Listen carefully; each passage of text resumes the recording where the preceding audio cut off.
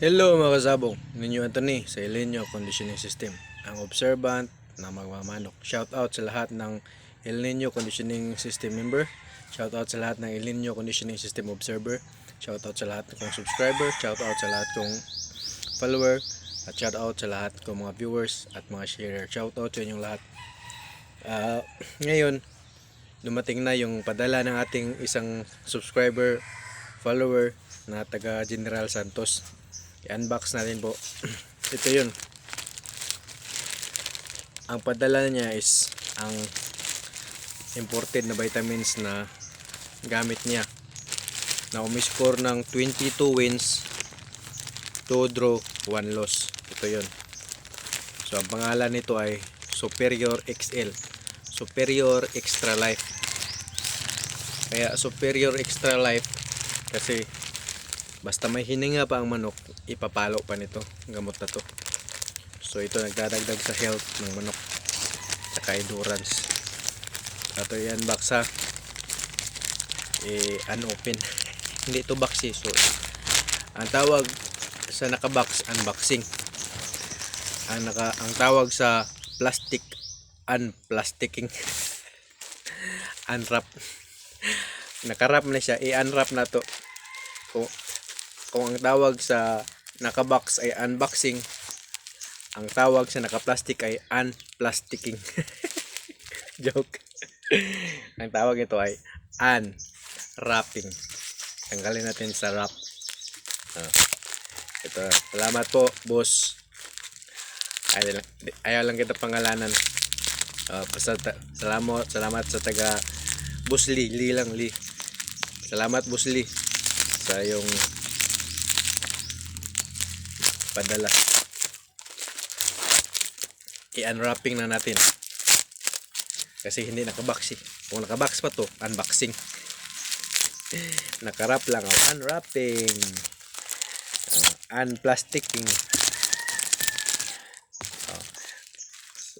Ito itatry ko to kasi ito yung gamot na 22 wins, 2 draw, 1 loss ang score sa gamot na to.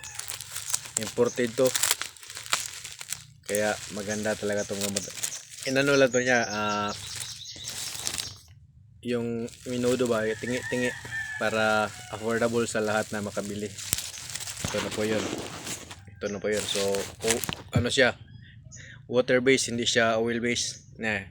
Madali wala po siyang mag flow. So ito ay water based. So pag sabihin natin water based, madali tong magamit sa katawan ng manok kasi madali lang ma-dilute sa katawan ng manok. Ito po yun. Ito po ay iti-test ko sa mga manok ko at i-update ko kayo kung ano ang magiging endurance ng manok sa actual na laban. Yung mga manok ko lugon, pero titestingin ko nito, ilalaban ko pa rin kahit medyo lugon. Kung maayos ang i-score, syempre kung ano man i-score, i-update ko kayo. Pero ito, tiyak gagalaw ang manok ito kasi 22 wins, 2 draw, 1 loss ang score nito. Kaya nakaka-excite gamitin, lalo na sa conditioning system ko na 90% winning plus 90 yung 22 wins 1 loss, that is 99 or 97% winning, 95% winning yan pag ganyan. Kasi 1 loss lang sa 22 fights, that is 95% winning. O mga ganun. 92.5% winning. So itong gamot na to, gagamitin ko to, water based. Halata namang water based. Ang gamot, makikita mo pag water based, madali siyang mag-flow. So madaling hindi katulad ng mantika ba, pag ganun mo, dahan-dahan siyang gano'n. Ito mabilis lang. Pag oil based, pag ganun mo, dahan-dahang parang asiti ba, dahan-dahan gumanon. Yan ang mga oil based, pero ito mabilis lang. Ito ay water based, so maganda to gamitin. Ang pinakamagandang gamitin na vitamins ay water based, water soluble. So it means water soluble. Ang katawan ng manok is 70% tubig, kahit sa tao madaling ma-absorb, madaling magamit. Kaya mas maganda yung water soluble na vitamins at saka water based na vitamins. So ito gagamitin ko, ipapalit ko sa injection sa gamit sa El Nino conditioning system. Titestingin ko kung ano maging resulta. Ang turo niya, titestingin ko sa aking paraan, sa aking sistema.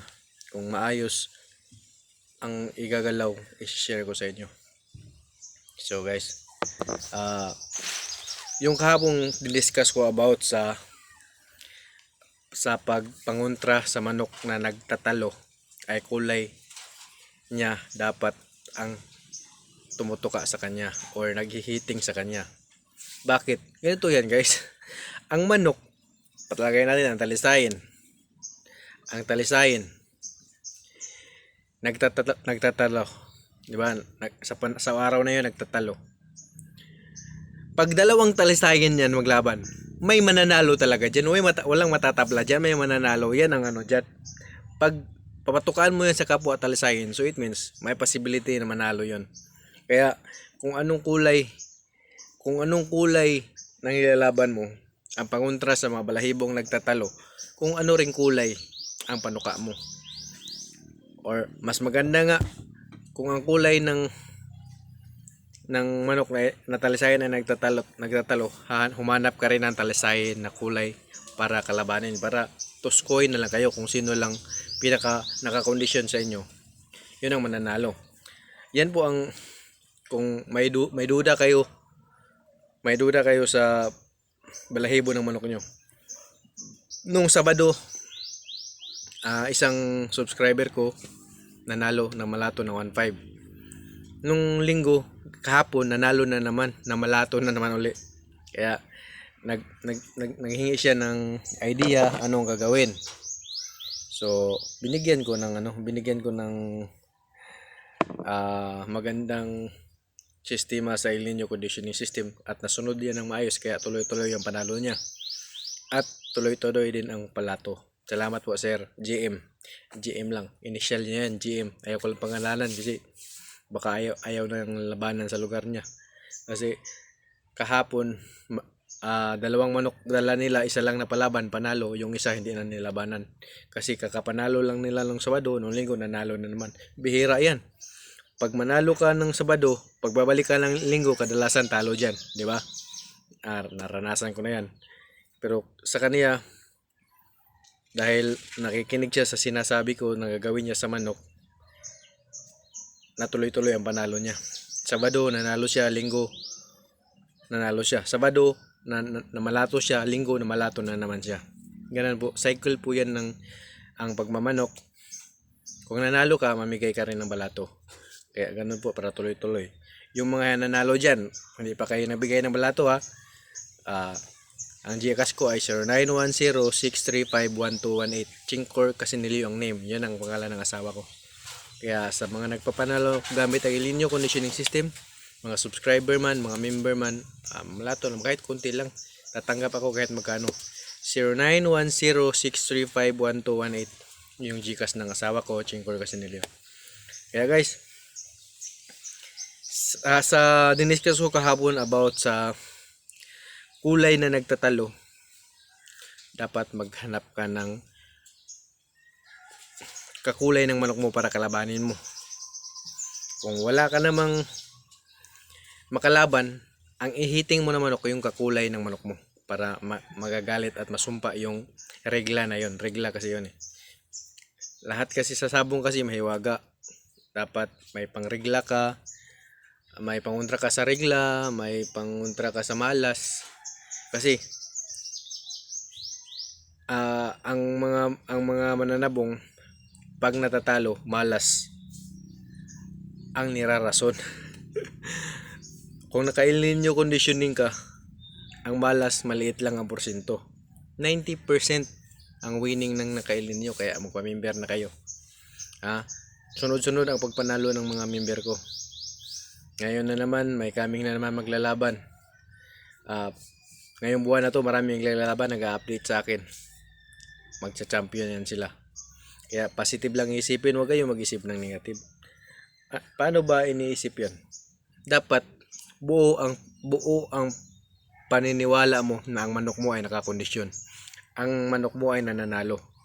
Huwag kang mag-isip ng kahit ng kunting isipin about sa kontrapilo.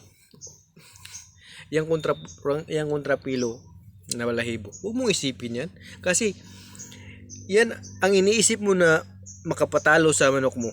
Yan ang nakadagdag ng negative vibe sa'yo at ng manok mo. Yung iniisip mo na negative, uy, napalaban sa kontrapilo.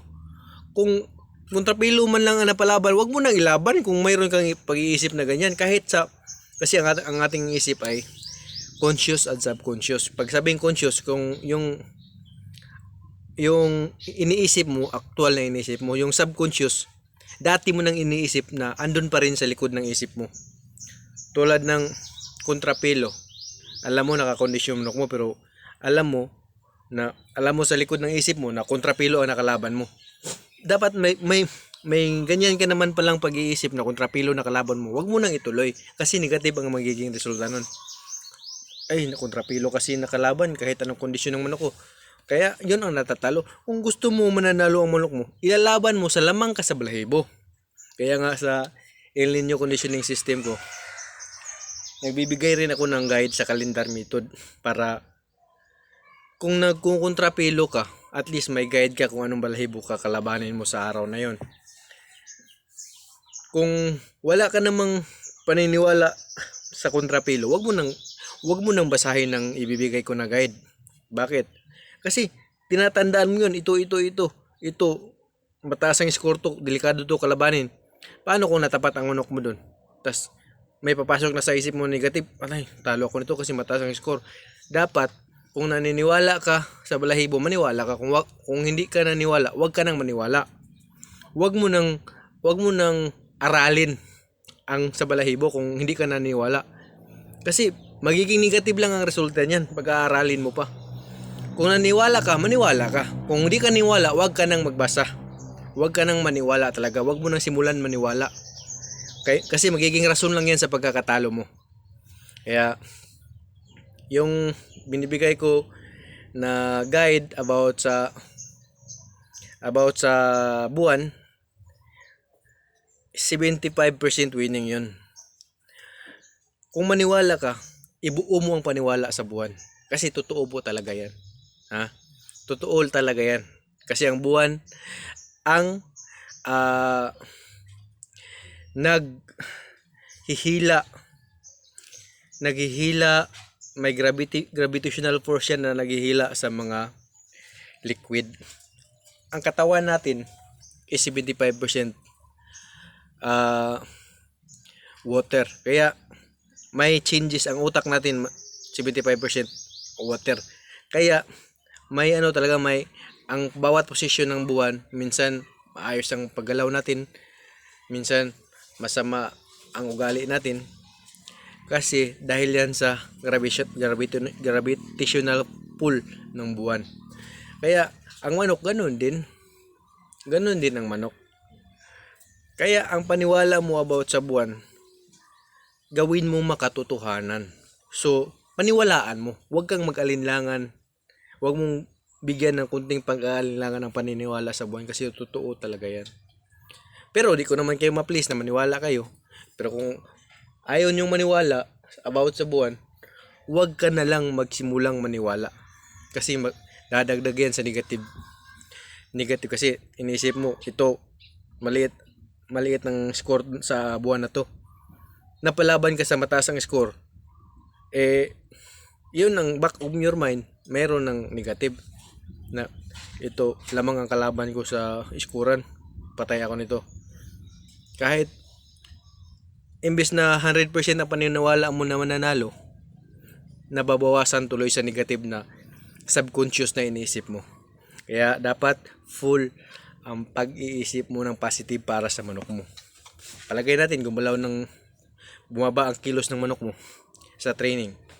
Huwag kang mag-isip ng negative. Nakakondisyon na mababalik yan kasi ipapahinga mo pa yan Kaya nga 1 linggo ang pahinga sa ininyo kondisyon ng system mula nung last sparring para mataas pa ang recovery. Kahit anong mang gagalawin. Tulad ko, konti lang mapagpilian ko. Kahit anong gagalawin ng nag-schedule ko, positive ang iniisip ko, gagalaw pa yan kasi mahaba pa ang pahinga. Ganun po ang iisipin nyo kung nagkukondisyon ka ng manok. Huwag kayong mag-isip kahit kunting negative. Lalo na sa kontrapelo. Huwag nyo nang kabisaduhin yung kontrapelo na yan. Huwag nyo kabisaduhin. Mas kabisaduhin mo pa ang buwan. Kasi totoo talaga yan, may interaction talaga yan. Sa gustong malaman kung ano ang interaction sa buwan, mag-PM kayo sa akin. Sa mga naniniwala lang kung hindi man kayo naniniwala, huwag nyo nang tangkain maniwala pa kasi magiging negative lang yun. Dadagdag lang yun sa paniniwala mo. Mas marami kang paniniwala, mas marami kang tsansang magkamali. Kaya kung ako sa inyo, kung hindi kayo naniniwala sa buwan, huwag na kayong maniwala. Pero kung may paniniwala na kayo sa buwan, dapat kumpletuhin nyo na ang paniwala. Kumpletuhin nyo na. Ako, naniniwala ako sa conditioning at sa buwan. Yan ang pinaniwalaan ko. Kaya ako ngayon 75% winning. Yung mga tinuturuan ko 90% winning. Mas mataas pa sila sa akin.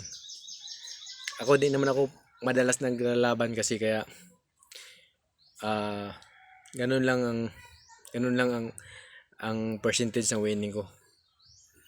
Yung mga member ko linggo-linggo at halos nagsasabay-sabay sila nag-a-update sa akin na panalo.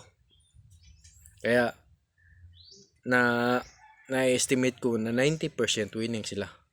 Kasi nakikita ko ang mga member ko ito nanalo. Halos lahat nanalo. May isa talo, 2 panalo. May isa talo, panalo, tabla. Pero kadalasan panalo. Kaya dapat ang tinuturo ko palagi sa mga member ko, positive lang yung isipin. Itong gamot na to, positive ang isipin ko, nagagalawang manok ko nito. Pero ite-testing ko muna paano to ang saktong dosage sa manok ko. May tinuturo sa akin ng may-ari itong gamot na to. Titestingin ko pa rin sa sistema ko. Kasi yung sistema ko generalize na nga Kung saan siya gagalaw, doon ko to i-endorse. Tsaka ko to i-endorse sa inyo kung paano gamitin. Bumili lang kayo nito. Medyo may presyo nga lang. PM lang kayo. Pero sigurado 92.5% winning yun ito. Mas mataas para sa 90%. Subukan nyo. Kasi yun ang in-update sa akin ng may-ari ng gamot na to 92. Kasi balansin nyo. 22 wins, 1 loss. Ano yan? Pag sa 22 wins, mayroong isang talo, that is 95% winning. 20 wins, 1 loss, 95% winning. Pero 22 so it means mataas ang winning nito, mataas. 90 mahigit ang winning nito, itong gamot na to 90% mahigit. Kaya susubukan ko muna bago ko i-endorse sa inyo.